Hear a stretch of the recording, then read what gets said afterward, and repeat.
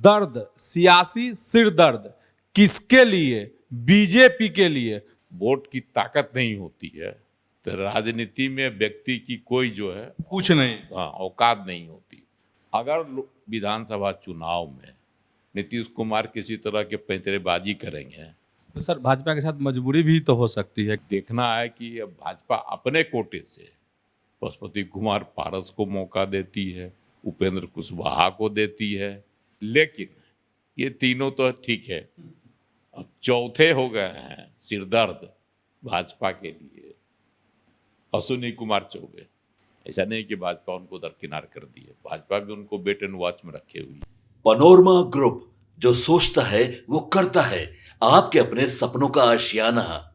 नमस्कार, आप देख रहे हैं न्यूज हाट, मैं हूं चंदन झा। दर्द, सियासी सिर दर्द, किसके लिए? बीजेपी के लिए।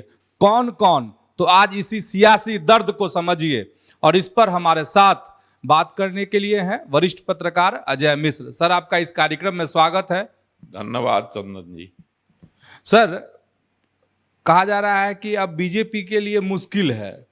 3-4 ऐसे चेहरे हैं जिसको लेकर बीजेपी पेशोपेश में है कि आखिर इनका अब क्या किया जाए। तो वो चेहरे कौन कौन हैं और क्यों पेशोपेश में है भाजपा? भाजपा ने 4 अपने जो है सिपाही तैनात कर रखे थे जब नीतीश कुमार महागठबंधन में थे। उनमें जातीय समीकरण का भी पूरा ख्याल रखा गया था। एक तो आरसीपी सिंह है जिनको लेकर काफी विवाद हुआ था जदयू में, और उनको पार्टी से निकाल भी दिया गया। भाजपा के साथ उनकी दोस्ती जब बढ़ी, अंत में वह भाजपा में चले भी गए। लेकिन अभी जो हैं बेचारे एकांतवास कर रहे हैं नालंदा जिला में। भाजपा ने कुर्मी वोट समेटने के लिए उनको अपने साथ जोड़ा था। लोकसभा चुनाव हो गया, लोकसभा चुनाव में भी उनको कोई महत्व नहीं मिला। कहीं से चुनाव लड़ने के लिए सीट भी नहीं दी गई, प्रचार के लिए भाजपा ने पूछ भी नहीं की। अब बेचारे एकांतवास में हैं, लेकिन सियासी सक्रियता उनकी जारी है। वह क्षेत्र में घूमते हैं, मतदाताओं के बीच जाते हैं, इधर उधर ताक झांक भी करते हैं। कहा तो यह जाता है कि फिर से वह नीतीश कुमार के साथ भी आने की तैयारी कर रहे हैं, इसके लिए भी बड़ी पैगाम बिठा रहे हैं। लेकिन अब इसमें कितनी सच्चाई है तो वह जब आ जाएंगे नीतीश कुमार के साथ तभी पता चलेगा। मनीष वर्मा को, जो अभी जदयू के राष्ट्रीय कार्यकारिणी की बैठक हुई, उसमें बहुत बड़ी जवाबदेही देने की बातें सामने आई थी, खबर भी आई थी, लेकिन कोई जवाबदेही पार्टी में उनको नहीं। उसके बाद से चर्चा होने लगी है कि हो सकता है आरसीपी सिंह पर ही नीतीश कुमार भरोसा करें और फिर से उनको पार्टी में जोड़े। लेकिन इसमें कितनी सच्चाई है, सियासत है, तो उड़ती हुई खबरें भी ज़्यादा उड़ जाती हैं। तो एक, लेकिन भाजपा ने आरसीपी सिंह को कोई मौका लोकसभा चुनाव में नहीं दिया। तो सर भाजपा के साथ मजबूरी भी तो हो सकती है क्योंकि नीतीश कुमार वापस फिर आ गए। भाजपा के साथ मजबूरी है कि नीतीश कुमार वापस आ गए एनडीए में, और नीतीश कुमार से ही आरसीपी सिंह लड़ गए थे। नीतीश समय आरसीपी सिंह पर यह भी आरोप लगाया गया था जदयू के लोगों द्वारा, नेताओं द्वारा, खुद नीतीश कुमार ने भी लगाया था कि लोटस जो है ऑपरेशन लोटस, वह जो है बिहार में भी दोहराने की कोशिश की गई थी। इससे पहले महाराष्ट्र में हो चुका था, और बिहार में भी जदयू को तोड़ने की कोशिश की गई थी, और उसके किरदारों में एक नाम आरसीपी सिंह का भी आया था और प्रमुख नाम था इनका। मुख्यमंत्री नीतीश कुमार ने ही उस समय इसका ढिंढोरा पीटा था और आरोप लगाया था, इसीलिए उनको पार्टी से हम निकाल दिए। लेकिन भाजपा उनको जो है इसकी कीमत जो उन्होंने चुकाई उसका कोई जो है इनाम नहीं दिया उनको, तो बेचारे। लेकिन मलाल तो है आरसीपी सिंह को भी, और भाजपा भी उनको वेट एंड वॉच में छोड़ रखी है। ऐसा नहीं कि भाजपा उनको दरकिनार कर दी है, भाजपा भी उनको वेट एंड वॉच में रखे हुई है। अगर विधानसभा चुनाव में नीतीश कुमार किसी तरह के पैंतरेबाजी करेंगे तो फिर से आरसीपी सिंह को पार्टी कुर्मी नेता के तौर पर एक्टिव कर सके। करके उनका जो है उपयोग कर सकती है। लेकिन ये सब कयासबाजी है, आगे मतलब अभी इंतजार करना पड़ेगा इन सब चीजों करना पड़ेगा। इसी तरह से एक और नेता है पशुपति कुमार पारस, प्रधानमंत्री के साथ लोकसभा चुनाव में सक्रिय भी रहे, जहां तहां मंच पर दिखाई भी पड़ते थे, और लोगों को यह उम्मीद थी कि लोकसभा चुनाव के बाद अगर राज्यसभा का मौका मिलता है तो उसमें पशुपति कुमार पारस को मौका दिया जाएगा। लेकिन फिलहाल बिहार से 2 राज्यसभा की सीटें रिक्त हो रही हैं, जिसमें नवादा से जीते विवेक ठाकुर वाली सीट है, और दूसरी पाटलिपुत्रा से जीती मीसा भारती वाली। मीसा भारती राजद से जीती हैं और विवेक ठाकुर बीजेपी से। अब उस पर उपचुनाव होना ही है, जब भी हो। उस उपचुनाव में दोनों सीटें जो है एनडीए के खाते में आ जाएगी। उसकी संख्या बल के हिसाब से चुनाव अलग अलग होगा, दोनों का की अलग अलग अधिसूचना होगी। तो एक सीट जो है उसमें से जदयू को मिलेगी और एक सीट भाजपा के कोटे में जाएगी। देखना है कि अब भाजपा अपने कोटे से पशुपति कुमार पारस को मौका देती है, उपेंद्र कुशवाहा को देती है, या भाजपा के और कई कद्दावर नेता हैं। आरके सिंह का भी जिक्र होता रहता है। हार गए, उनमें एक आरके सिंह भी हैं, उनका भी नाम आ रहा। आरा से वह चुनाव लड़े थे, हार गए। तो भाजपा की सूची में भी कई लोग, लेकिन उपेंद्र कुशवाहा भी आस लगाए हुए हैं कि नरेंद्र मोदी हमको कोई न कोई पद देंगे और राज्यसभा बुलाएंगे, और फिर से जिस तरह से 2014 में हमको केंद्रीय मंत्रिपरिषद में मौका दिए थे, फिर से देंगे। तो एक उपेंद्र कुशवाहा आस लगाए हैं, दूसरे पशुपति कुमार पारस भी उम्मीद पाले हैं, लेकिन पशुपति कुमार पारस बेचारे निराश हो गया। पशुपति कुमार पारस की निराशा की वजह है चिराग पासवान। चिराग पासवान की अपनी पार्टी है ना, लोजपा, रामविलास, उसके 5 सांसद जीते हैं। तो मौजूदा जो केंद्र की नरेंद्र मोदी सरकार है वह पूर्ण बहुमत वाली नहीं, वहाँ एक एक सांसद का महत्व, और चिराग पासवान के पास तो 5 सांसद। उस परिस्थिति में चिराग पासवान की हरी झंडी मिलेगी तभी चाचा पशुपति कुमार पारस का भाग्य खुलेगा। जिसकी उम्मीद कम दिख रही है। इसकी उम्मीद कम है।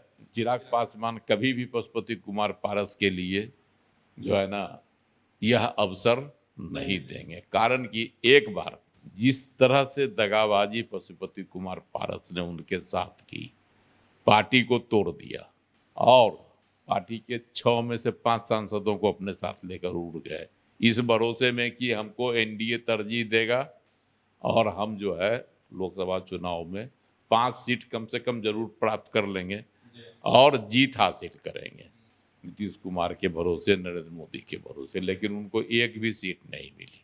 खुद बेचारे हाजीपुर से चिल्लाते रह गए, लेकिन उनको जो है सीट नहीं मिली। लेकिन बाद शुरू में तो बिदक गए, बिदक कर जो है मंत्री पद, केंद्रीय मंत्री उनको बनाए हुए थे नरेंद्र मोदी के, मंत्री पद से भी उन्होंने इस्तीफा दे दिया, और इस उम्मीद में कि इंडिया गठबंधन कहीं हमको भी साथ रख ले। लेकिन इंडिया गठबंधन से कोई उनको जो है ना पूछने वाला नहीं मिला। थक हार कर फिर मोदी के साथ गए मंच पर, चुनावी मंच पर घूमे भी, शामिल भी हुए। लेकिन अभी फिलहाल किसी तरह की कोई कयासबाजी नहीं है कि उनको नरेंद्र मोदी क्या देंगे। दूसरी बात है कि जो चुनाव संपन्न हुआ उसमें लोजपा को 6.5% वोट मिले। तो जो लोजपा का एक तरह से कहिए कि पुश्तैनी वोट है, बैंक है। रामविलास पासवान जब हुआ करते थे, जीवित थे, उस समय भी लोजपा के साथ 6.5 5.5% वोट जुड़ा रहता था। तो जो डिवीजन के बाद भी चिराग पासवान की पार्टी को 6.5% वोट मिलने का अर्थ हुआ कि रामविलास पासवान का जो कैडर वोट था वह चिराग पासवान के साथ। अब नरेंद्र मोदी की भी आंखें खुल गई होगी कि पशुपति कुमार पारस के साथ है क्या कि उनको हम अपने साथ जोड़ के रखें। वह वोट तो है चिराग पासवान के पास, और जब वोट की ताकत नहीं होती है तो राजनीति में व्यक्ति की कोई जो है कुछ नहीं। हाँ औकात नहीं होती, पूछ नहीं होती। तो अब पशुपति कुमार पारस बेचारे टपला खा रहे हैं और उपेंद्र कुशवाहा के बता ही दिए क्या हुआ उनके साथ। बेचारे काराकाट से चुनाव लड़े इस उम्मीद में कि कोयरी बहुल इलाका है, जीत जाएंगे। 14 में जीते भी थे, हालांकि वह 19 में भी लड़े थे महागठबंधन से, लेकिन उस समय हार गए थे।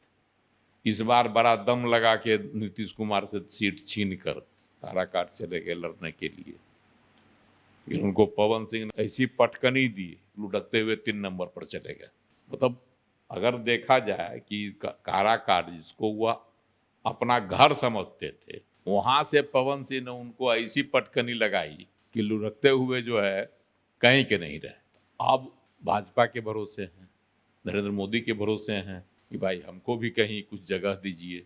नरेंद्र मोदी और भाजपा के लोग भी उनको इस भरोसे अपने साथ जोड़े हुए हैं कि अगर कोई वोट इधर उधर होगा तो उपेंद्र कुशवाहा उसको संभालेंगे। हालांकि लोकसभा चुनाव अगले बगल में जो है सब बिखर गया। काराकाट के बगल में जो सब चुनाव हुआ, सासाराम में, बक्सर में, आरा में, औरंगाबाद में, सब जगह कोयरी वोट बिखर गया और उपेंद्र कुशवाहा उसको सहेज कर नहीं रख सके। तो उपेंद्र कुशवाहा की कोयरी समाज में कितनी पैठ है, ये भी सवाल के घेरे भी जो है सवाल जो है घेरे में आ गया। तो उपेंद्र कुशवाहा की भी बात, लेकिन ये तीनों तो ठीक है। अब चौथे हो गए हैं सिरदर्द भाजपा के लिए, अश्विनी कुमार चौबे। बक्सर से सांसद हुआ करते थे, केंद्र में मंत्री भी रहे। इस बार उनको टिकट नहीं मिला पार्टी का। एक तो चुनाव में किए बितंडा खरा, लेकिन फिर प्रधानमंत्री की कानाफूसी के बाद शांत हुए। अब जब कानाफूसी का समय समाप्त हो गया, उसकी अवधि मिट गई है, मतलब कोई उम्मीद उनको थी कि हमको बना दिया जाएगा केंद्र में मंत्री, अब कहीं से राज्यसभा में भेज दिया जाएगा 6 महीने के अंदर, लेकिन ऐसा हुआ नहीं। अब यह चर्चा है कि उनको कुछ जो है ना पार्टी में कोई पद हासिल होने वाला है और ना ही केंद्र सरकार में। तो बेचारे निराश हैं। निराशा में क्या करेंगे? तो सम्राट चौधरी को टारगेट किए हुए हैं प्रदेश अध्यक्ष। उनको कहते हैं वो आयातित हैं। स्वाभाविक है, दूसरी पार्टी से आए हैं, उनके आरोप में भी दम है। लेकिन ऐसे तो बहुत सारे लोग जो दूसरी पार्टी से आके दूसरी पार्टी में जाते हैं और पद पाते हैं। तो अश्विनी चौबे का सवाल भी जायज है, लेकिन सवाल मौजूद नहीं है और सवाल से विवाद खड़ा हो गया है, और वह विवाद जो है इनके लिए ही आत्मघाती साबित होगा। और न ही बाबा घर के रहेंगे न घाट के। अब इनको पार्टी ने सोचा है कि इनको उठा के मार्गदर्शक मंडल में रख दिया जाए, जिस तरह से मुरली मनोहर जोशी और लाल कृष्ण आडवाणी। अब वहाँ से पार्टी को अपना चलाते रहेंगे, पार्टी को निर्णय देते रहेंगे, अपना विचार देते रहेंगे, मार्गदर्शन करते रहेंगे। क्योंकि पार्टी इनको छोड़ नहीं सकती है, आरएसएस से बहुत जुड़े हुए है ना, गहरा जुड़ाव है इनका। न पार्टी इनको नजरअंदाज कर सकती है और न ही इनको कोई इनाम दे सकती है। इस परिस्थिति में एक ही तरीका है जिसमें मुंह बंद करने के लिए जो है ना मार्गदर्शक मंडल में भेज दिया जाता है। पहले भी भेजे गए हैं मुरली मनोहर जोशी, लाल कृष्ण आडवाणी जैसे कद्दावर नेता। तो अश्विनी चौबे की भी अब यही जो है ना होने वाली है। तो अब आप समझ गए होंगे कि भाजपा के लिए कौन कौन सियासी दर्द बन चुका है और इन लोगों का क्या होगा। तो ऐसे ही आप हमारे साथ जुड़े रहिए और देखते रहिए न्यूज़ हाट। धन्यवाद, नमस्कार।